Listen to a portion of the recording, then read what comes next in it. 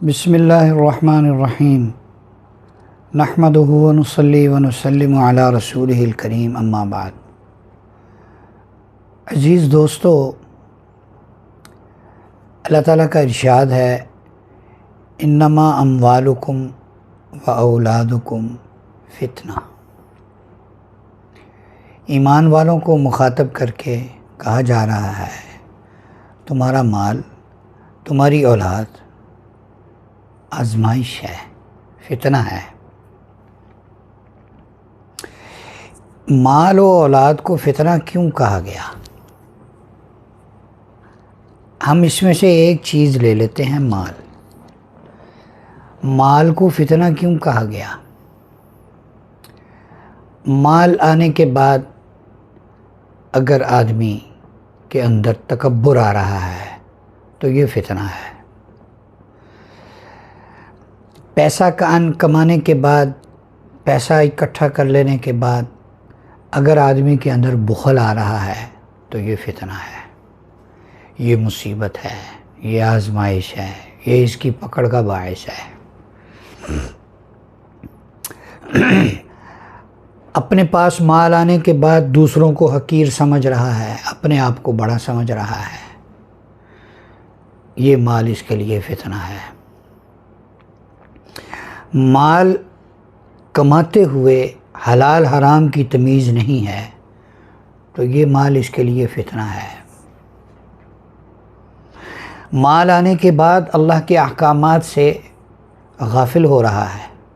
मिसाल के तौर पर ज़कात ही है, बहुत सारा माल इकट्ठा हो गया, तकब्बुर भी आ गया, बुखल भी आ गया, अब ज़कात भी नहीं दे रहा, तो ये माल इसके लिए फितना है। ये एक ऐसी चीज़ है जो आपके लिए अच्छी भी है और ऐसी अच्छी है कि इससे बेहतर और कोई चीज़ नहीं है, और ये आपके लिए बुरी भी है, और आपके लिए ये ऐसी बुरी बन सकती है कि इससे बदतरीन और बुरी चीज़ आपके लिए कोई और हो नहीं सकती, हमारे लिए कोई और हो नहीं सकती। माल आने के बाद तवाज़ो आ रही है, अल्लाह का शुक्र पैदा हो रहा है। माल कमा रहा है हलाल तरीक़े से, जायज़ तरीक़े से। माल कमाते हुए एक हैं शरई फ़राइज़, उनका ख्याल कर रहा है, एक हैं अखलाक़ी फ़राइज़, उनका भी ख्याल कर रहा है। अखलाक़ी फ़राइज़ मिसाल के तौर पर नफ़े की किसी आइटम में कोई शरा मुकर्रर नहीं है कि आप इतना नफ़ा रख सकते हैं। अखलाक़ी तौर पर नफ़े की शरा है कि आप इसमें से इतना नफ़ा कमाएं कि दूसरे की जेब सलामत रहे, दूसरा पुरसकून रहे। ऐसा ना हो कि दूसरा आपसे चीज़ ख़रीदने के बाद आपको जो नफ़ा देकर जा रहा है उससे उसकी कमर टूट जाए। हाँ, तो माल कमाने के बाद, माल पास आने के बाद अगर तबीयत के अंदर सखावत पैदा हो रही है, आला अखलाक पैदा हो रहे हैं, तवाज़ो पैदा हो रही है, और इस बात का शौक़ पैदा हो रहा है कि माल ख़र्च करके मैं अल्लाह को राज़ी करूँ। अब्दुर्रहमान बिन औफ़ रज़ी अल्लाह ताला अन्हु आशरा मुबश्शरा में से हैं और बहुत मालदार आदमी थे, सहाबी थे, बहुत मालदार। अल्लाह करीम उनकी कब्र पर अपनी शान के मुताबिक अरबों खरबों रहमतें नाजिल फरमाए कि उनकी सीरत में हमारे लिए नमूना है। एक दफ़ा एक काफ़िला 700 ऊँट थे जिसमें तिजारत का काफ़िला आया। 700 ऊँट काफ़िला आना जिसमें 700 ऊँटों पर सामान तिजारत लदा हुआ है, वो सारे का सारा सदका कर दिया, सारे का सारा सदका कर दिया। और उनके उसूलों में से था, जो उनके जो तिजारत के उसूल जहाँ किताबों में, सीरत की किताबों में लिखे हुए, उन्होंने तय किया हुआ था, बल्कि यूँ समझ लें अल्लाह से एक एग्रीमेंट साइन किया हुआ था उन्होंने कि अल्लाह पाक मेरे माल में हर गरीब का, हर फ़कीर का, हर मोहताज का, हर ज़रूरतमंद का, हर बेवा का और सबका हक़ है, सब मिस्कीनों का हक़ है, फ़ुक़रा का हक़ है। मेरे माल में बराबर बराबर सबका हक़ है। तो सहाबा की सखावतें भी बड़ी बड़ी, सहाबा मामूली लोग नहीं थे। सहाबा ने सिखाया, सखावत इसे कहते हैं। माल आ रहा है, आ रहा है, आ रहा है, आ रहा है, आ रहा है, और वो अल्लाह के रास्ते में ख़र्च कर रहा है, अल्लाह के रास्ते में ख़र्च कर रहा है, अल्लाह के रास्ते में ख़र्च कर रहा है। आप उनके माल कमाने से कह नहीं सकते कि इनको माल से मोहब्बत है। भाई माल से मोहब्बत होती ही तो अल्लाह के रास्ते में कहाँ ख़र्च करते हैं। सहाबा का ख़र्च देखें। तो हज़रत उस्मान गनी रज़ी अल्लाह तआला अन्हु का काफ़िला आया। एक सहाबी दूसरे सहाबी के पास गए, वो प्याला लेकर गए थे कि मुझे थोड़ा सा शहद चाहिए, प्याले में शहद डाल दें। उन्होंने कहा भाई मेरे पास तो शहद नहीं है, अलबत्ता हज़रत उस्मान का तिजारत का काफ़िला आज आया है, अगर तुम उनके पास चले जाओ तो शायद आपको शहद मिल जाए। वो हज़रत उस्मान रज़ी अल्लाह तआला अन्हु की खिदमत में हाज़िर हुए और कहा जी ये प्याला भर शहद चाहिए।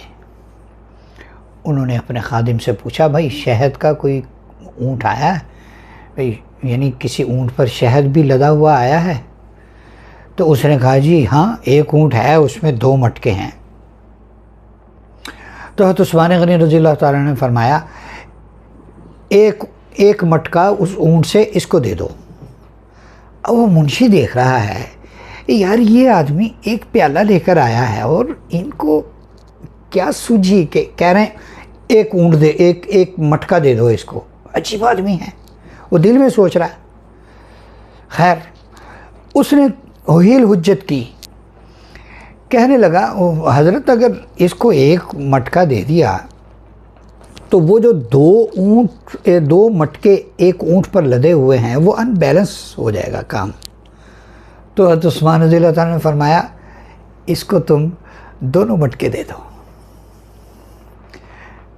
तुम्हारी जो अनबैलेंसिंग है वो ख़त्म हो जाए। तो फिर उसको हील हुज्जत आई। वो कहने लगा हज़रत ये लेके कैसे जाएगा, पैदल आया है, ये मिस्कीन आदमी है, ये प्याला लेकर आया है, 2 मटके शहद के इतने भारी भरकम, इतने वज़नी, ये कैसे उठा के लेकर जाएगा। तो हज़रत उस्मान रज़ी अल्लाह तआला ने इरशाद फरमाया कि वो ऊँट भी इसको दे दो ताकि ये उस ऊँट पर 2 मटके लाद के अपने घर ले जाए। तो अज़ीज़ दोस्तों ये है माल का फ़ायदा, ये है माल का फ़ायदा ये है। एक सहाबी आप सल्लल्लाहु अलैहि वसल्लम की खिदमत में हाज़िर हुए और अर्ज़ किया अल्लाह के रसूल आखिरत की तरफ मेरा दिल राग़िब नहीं हो रहा। तो आप अलैहिस्सलातु वस्सलाम ने इरशाद फरमाया कि अपना माल कसरत से सदका किया करो, अल्लाह के रास्ते में दो माल, तुम्हारा माल अल्लाह के पास जमा होगा। और जहाँ आदमी का माल होता है उसका दिल वहीं होता है। अभी तुम्हारा माल दुनिया में है, तुम्हारा दिल दुनिया में है। जब तुम्हारा माल आखिरत में जाएगा, अल्लाह के पास जाएगा, तो तुम्हारा दिल आखिरत की तरफ, अल्लाह की तरफ राग़िब होगा। तो अज़ीज़ दोस्तों, माल के ये फ़ायदे हैं और माल के ये नुकसान हैं। आदमी अगर बख़ील होता है, बख़ील आदमी अल्लाह का क़ुर्ब कभी हासिल कर ही नहीं सकता। बख़ील आदमी वली कभी नहीं बन सकता बुख़ल के होते हुए। हाँ, तो माल के ये फ़ायदे हैं। सहाबा इकराम माल मांगते भी थे। माल मांगना कोई बुरी चीज़ नहीं है। हयात सहाबा में ग़ालिबन हज़रत साद बिन उबादा रज़ी अल्लाह तआला अन्हु की एक दुआ लिखी हुई है, अल्लाह ताला कमी बेशी माफ़ फरमाए। इतना तो कन्फर्म है कि ये एक सहाबी की दुआ है। मुमकिन है मेरे से नाम गलत लिया गया हो, लेकिन मेरा गालिब गुमान ये है और इंशाअल्लाह ऐसे ही होगा। हज़रत साद बिन उबादा रज़ी अल्लाह तआला अन्हु ये यूँ दुआ मांगा करते थे, अल्लाहुम्मा हबली हमदन व हबली मजदन ला मजद इल्ला बिफ़िआल वला फ़िआल इल्ला बिमाल अल्लाहुम्मा ला युस्लिहुनिल क़लील वला अस्लुह अलैहि।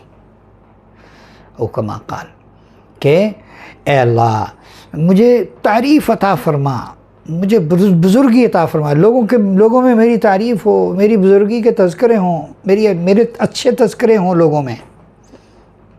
और ए अल्लाह अच्छे तज़किरे तो मेरे तब होंगे जब कोई मेरा कारनामा होगा, मैं कोई नुमाया काम करूँगा।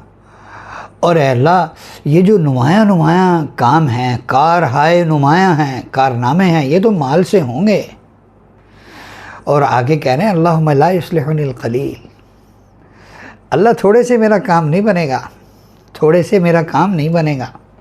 वला अस्लुहु अलैहि, ना मैं थोड़े पर राज़ी हूँ। ज़्यादा माल, क्यों? ज़्यादा माल ज़्यादा ख़र्च, ज़्यादा माल ज़्यादा सखावत, ज़्यादा माल ज़्यादा बड़ी आखिरत, ज़्यादा बड़ी अल्लाह की रज़ा। तो हम नीयत कर लें हलाल माल कमाएंगे, हलाल तरीक़े से कमाएंगे और अल्लाह से बरकत वाली कसरत मांगेंगे।